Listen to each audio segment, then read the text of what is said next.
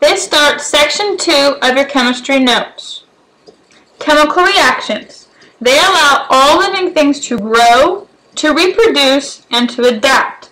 By definition, a chemical reaction is a process by which atoms or group of atoms and substances are reorganized into different substances. If you think of rusting, a piece of iron, when it rusts, has combined with oxygen, and then it results in something that is rusted. It is not oxygen anymore, and it's not iron anymore. It is something that is rusty, something different, something reorganized. Chemical change versus physical change. Chemical changes are when you alter or make a new substance. Again, the example of rusting. Fire, or when you are burning something. That original thing is not the same after it's been burned. Digestion. That man eating that apple is not going to be the same as it goes in when it comes out. It is a new substance, thus a chemical change. Physical change will alter the appearance but not the composition, meaning what it's made up of. That picture of the paper being cut, it's still paper, it still looks like paper, and it's still made up of paper. Another example will be your different forms of matter, solid, liquid, and gas. They are all the same composition, just a little bit different in appearance. When we talk about chemical reactions, we talk about an equation. On the left side are your reactants, on the right side are your products. A reactant is your starting substance, or those things that get the thing going. Then you write a little arrow, and that arrow means yields, or what it's going to make. And on that right side, where your products are, those are the substances that are formed.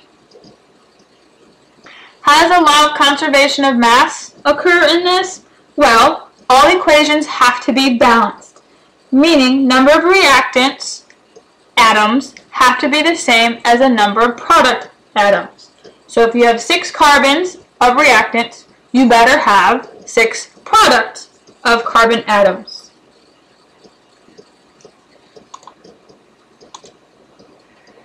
An endothermic reaction is when heat is absorbed, meaning the product has a little bit higher energy than the reactants do. In that picture of ice melting, heat is released because it was something that was frozen. Heat was added to it, or it was absorbed, thus it created it to melt. Exothermic is when you have a release of heat. That is when you have lower energy in the product compared to reactants. 2 best examples are sweating and freezing. When you sweat, you are releasing heat in the form of water to control your temperature. Freezing, like that other diagram, is the same thing. Water plus colder temperature is making ice form. You are releasing heat from the water to make ice. All chemical reactions need energy to get started. We call that energy activation energy. Activation energy is the minimum amount of energy needed for reactants to form a product, meaning that is the push for a reaction to get started or to get moving. All living things are chemical factories. Reactions will happen slowly in the lab because you don't have the activation energy is too high, thus making a reaction in lab go slowly.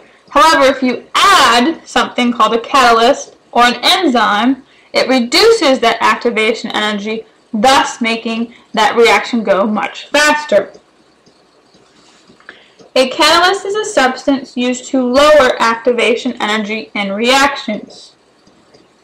It does not increase the amount of products, it only makes the reaction go faster. It also does not get used up, meaning you can use it over and over and over again. The word enzyme and the word catalyst can be used interchangeably. As you look at the graph in your notes, you'll see two different types of lines, one dotted, one solid. If you look at the solid line, it's very, very high, and then the dotted one's a little bit lower. The dotted line is showing the energy used with an enzyme, whereas the solid line is showing one without an enzyme. Obviously, you can see that it's pretty smart to always have enzymes to reduce that amount of energy to get started so that your bodies aren't wasting energy where it's not needed. There are a few parts to an enzyme. The one part is in green, which you see in your diagram. That is the substrate or the reactant of the enzyme. The other part is the active site. That's a location where substrates and enzymes will bond together. If you think of like the little cracks when you're doing a jigsaw puzzle, that would be like the active site. There are also 4 steps to how an enzyme works or functions. The first is when that substrate will bond to the active site on the enzyme. The second is when the active site changes shape to form the enzyme substrate complex. At this time, the substrate can react to begin to start to form products. And then finally, the enzyme will release the products so the body then can use them for whatever its need is. This will work with all food that we eat. Our bodies don't like the complex molecules that we ingest or that we eat. They like the simpler form. That's why enzymes are used to break down these complex molecules to its simplest form so our body can use it for however it needs as a nutritious value. As always, all good things have to have some kind of limit. Enzymes are limited by pH and temperature. Usually your stomach has a pH of something that's kind of more acidic. So if there's enzymes used in your stomach, they like it acidic.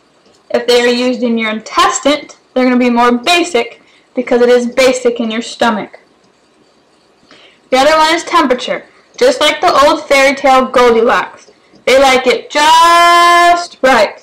Not too cold and not too hot. They like it at whatever temperature they work best at. To end up section 2, we have a couple essential questions to think about. 1. What are the parts of a chemical reaction?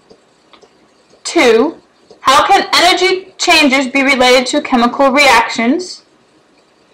3. Why are enzymes important? 4. Describe how an enzyme functions. And some vocabulary terms you should know. Chemical reactions, reactant, product, activation energy, catalyst, enzyme, substrate, and active site. This concludes section 2 of chapter 6. Please click on section 3 to continue.